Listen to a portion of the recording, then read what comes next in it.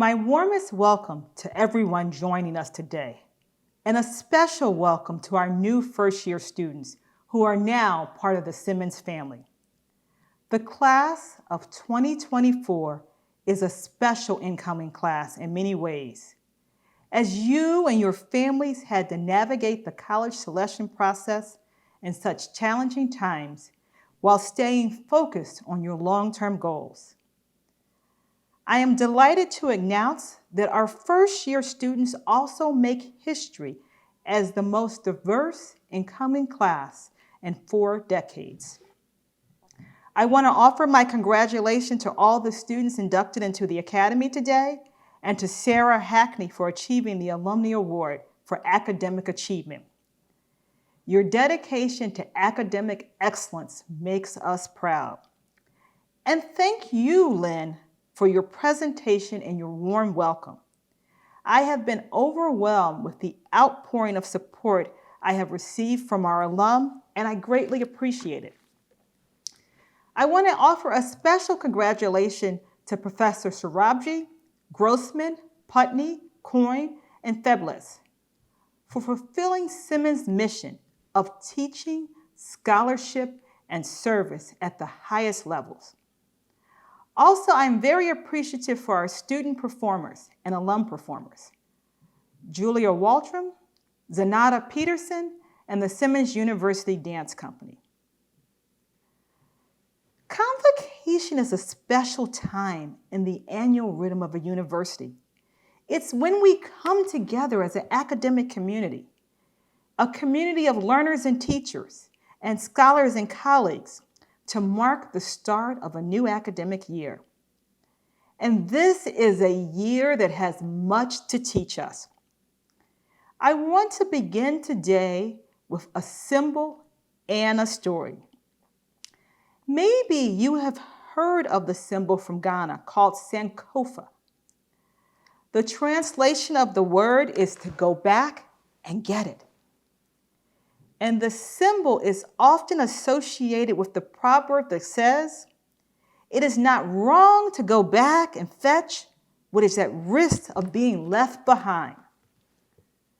The West Africans teach us that it is important to reach back and bring what we have learned from our history into the present, so we can use that knowledge to make positive progress towards our future. So let's start with our past.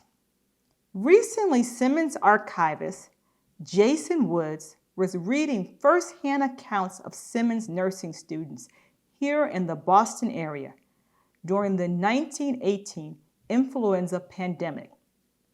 These brave women were on the front line. They were fighting an invisible killer. Jason shared the words of Simmons nursing student known only to us as Miss Franklin, who described nursing as an epidemic, like meeting an enemy who was allied with ignorance, poverty, superstition, and a hopeless fear. Miss Franklin reflected that to oppose such a powerful forces, nurses must marshal their tools and skills, including medical knowledge, preventive science, sympathy, and what she called intelligent social cooperation.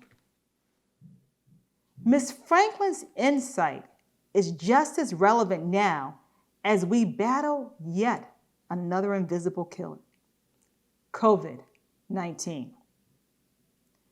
Today, I want to explore what it means to experience dark times and yet grow in ways that enable us to live more purposeful and more meaningful lives.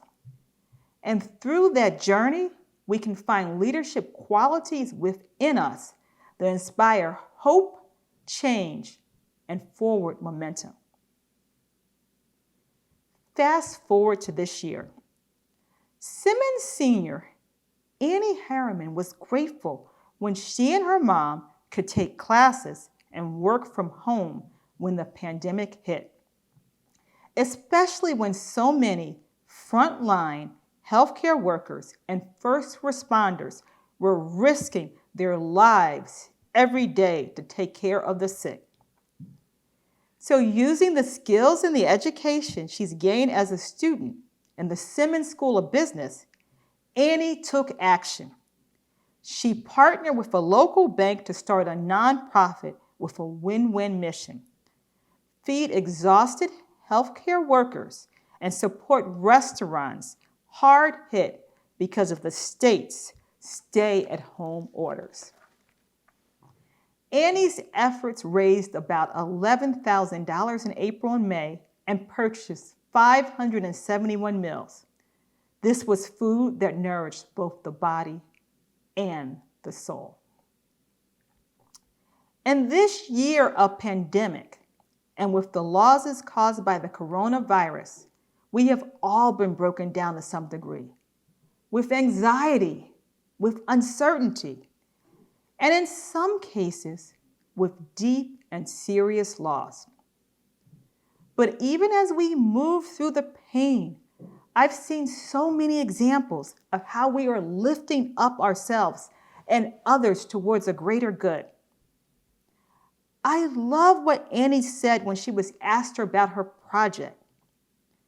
She said that leadership comes in many forms, but being able to help someone and bring a community together in an uncertain time is very powerful and gratifying way to lead. I've been thinking a lot about women-centered leadership that the university fosters every day, and John Simmons visualized when he founded the university. I'm inspired by the passion for leadership that we all have in common. In so many ways, it is what binds us as a community. And I do not mean only the grand public leadership of political office, or those charismatic, larger-than-life individuals who come around just once in a lifetime. Instead, I mean everyday leadership qualities we all have inside of us. That is what John Simmons saw. Educate women, he knew, and you give each person agency. You support their independence, and you help them develop their voice. This is education that fosters leadership and positively impacts our communities and our world. This summer, our first-year students explored a powerful example of leadership voice when they read What the Eyes Don't See by Dr. Mona Hanna-Attisha in their first-year read. Dr. Mona, as she is known in her community, is a pediatrician in Flint, Michigan, who produced evidence of children's dangerous exposure to lead in their drinking water, evidence the government tried to hide. The story began when Dr. Mona learned that the city's pipes did not have something called corrosion control, and as a result, lead was leaching into the Flint water supply. Children were sick many times in a way we could not see, hence the title of the book. Yet, even though the state of Michigan tried to discredit her, she relied on the courage of her convictions to expose the inequality and the environmental injustice rampant in her community. Dr. Mona manifested a purpose greater than oneself, and ultimately she effected enormous change with her leadership and her activism. Congressman John Lewis might have said that Dr. Mona caused good trouble, and society is better for it. I am struck by the term corrosion control. Without it, poison leaks into our environments. It can take the form of social injustice, of inequitable treatment, and of systemic racism.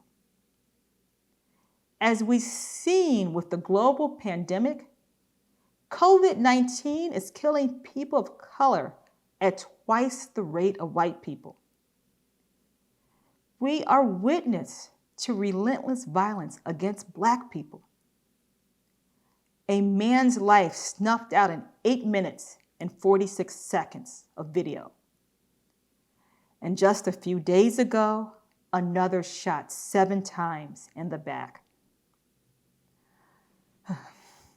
We are, all of us, at a pivotal moment. It is a moment to strive towards greater social justice, to use our voice to demand change. Here at Simmons, we will continue our important work to foster racial and social equity. In our teaching and learning, our scholarship, our student experience, and our human resource management practices. Our world needs the kind of inclusive and purposeful leadership that has defined the Simmons experience since its foundings. In Michelle Obama's memoir called Becoming, she asked a powerful question. Do we settle for the world as it is, or do we work for the world as it should be? As we begin this academic year like no other, I think every day about Simmons as it should be and the world as it should be. Simmons' historic strengths, its commitment to leadership and social justice have never been more important. How will we live, learn, and lead in the year ahead? To our first-year students, our returning students, my faculty and staff colleagues, and our alum, what can we do this year, individually and collectively, to bring our best self to the challenges ahead? What can we do, each of us and all of us together, to make a positive difference because of our teaching, our learning, our scholarship, and our service? We have the ability to move from a place of darkness into one of light. Let us make the most of this historic time to learn from those who came before us, to awaken the leadership qualities within us, and to live a more purposeful life. Thank you.